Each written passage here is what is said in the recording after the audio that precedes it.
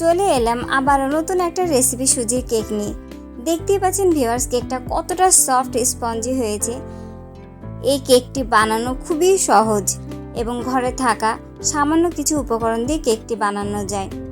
কেকটি বানানোর জন্য কোনো রকম ডিম বা দইয়ের ব্যবহার করিনি, সম্পূর্ণ এগলেস কেক।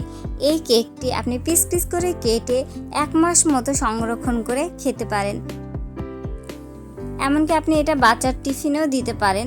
চলুন তাহলে রেসিপিটি দেখা যাক। 2 কাপ মতো সুজি নিয়ে নিলাম।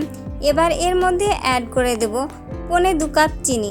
চিনিটা আপনারা একটু বাড়িয়ে বা কমিয়ে নিতে পারেন, যে যেরকম মিষ্টি পছন্দ করেন সেই অনুযায়ী চিনিটা অ্যাড করবেন। এরপর 1 বাটি দুধ নিয়েছি, দুধটা এর মধ্যে দিয়ে দেব। দিয়ে এটা খুব ভালোভাবে নেড়ে নেব। সুজি অনেকটাই দুধ টেনে নেয়, তাই একটু দুধের পরিমাণটা একটু বেশি লাগবে। আমার মনে হলো আরেকটু দুধ লাগবে, তাই আরেকটু দুধ দিয়ে দিলাম।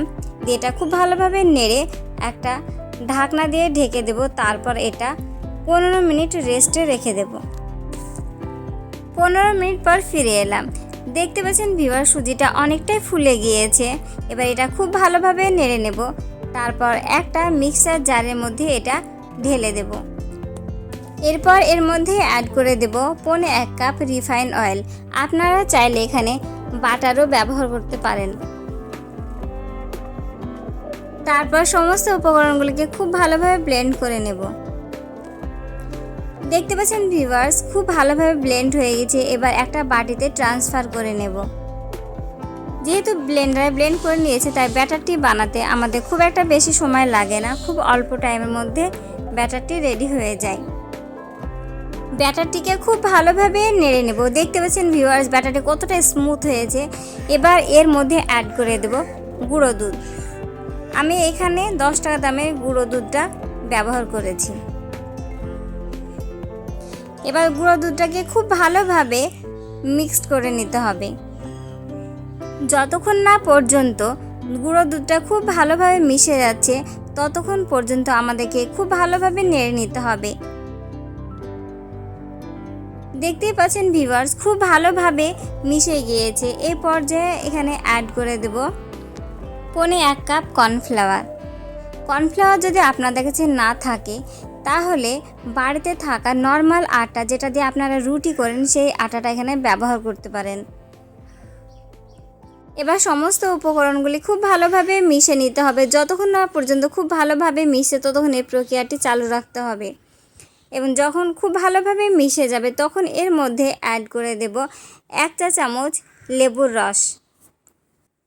লেবুর রসটা খুব ভালোভাবে মিশে নিতে হবে। তারপর এর মধ্যে অ্যাড করে দেব 1/2 চা চামচ বেকিং পাউডার আর 1 চিমটে বেকিং সোডা।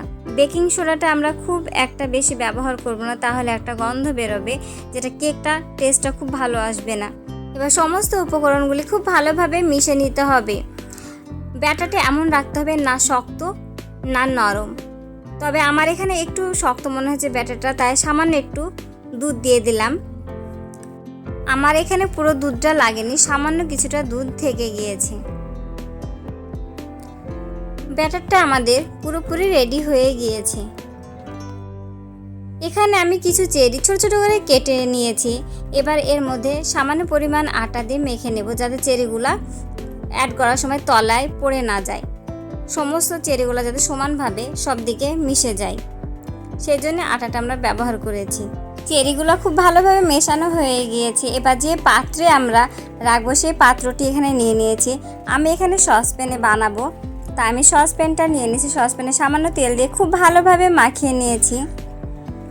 এবার সসপ্যানের মধ্যে একটা পেপার দিয়ে দিলাম। নর্মাল পেপার আমি ব্যবহার করেছি, আপনারা চাইলে এখানে বাটার পেপার দিতে পারেন। এবার ব্যাটারটি এর মধ্যে ঢেলে দেব।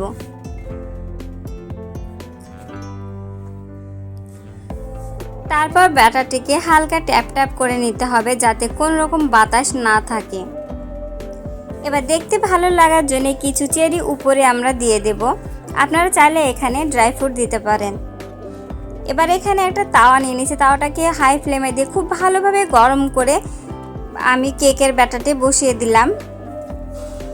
এবার কেকটাকে একটা ঢাকনা দিয়ে ঢেকে দিতে হবে, যেটা খুব ভালোভাবে সেট খাবে, সেই রকম একটা ঢাকনা দিয়ে ঢেকে দিতে হবে। কেকটি হতে 40 থেকে 45 মিনিট মতো সময় লাগবে। এইভাবে ছুরি দিয়ে চেক করে নেবেন, ছুরি বা কাঠি দিয়ে চেক করে নেবেন। যদি ছুরি বা কাঠির গায়ে লেগে না যায় তাহলে কেকটি হয়ে গেছে, আর যদি লেগে যায় তাহলে আরও কিছুক্ষণ কেকটি হবে। আর অবশ্যই ফ্লেমটি লো টু মিডিয়ামের মধ্যে রেখে দেবেন। দেখতে পাচ্ছেন ভিউয়ার্স, কেকটা কতটা স্মুথলি বেরিয়ে চলে এলো। এবার আস্তে আস্তে পেপারটা আমরা তুলে নেব। এই কেকটা সত্যি বানানো খুবই সহজ এবং খুব টেস্টি হয়, এটা সবাই বানাতে পারবে। তো আপনারা অবশ্যই ট্রাই করবেন বাড়িতে, এবং রেসিপিটি কেমন লাগলো অবশ্যই কমেন্টে জানাবেন। যদি ভালো লাগে তাহলে অবশ্যই একটি লাইক, কমেন্ট এবং শেয়ার করে দিবেন। প্রথম থেকে শেষ পর্যন্ত থাকার জন্য আপনাদেরকে অসংখ্য ধন্যবাদ। সবাই ভালো থাকবেন, সুস্থ থাকবেন। Bye bye.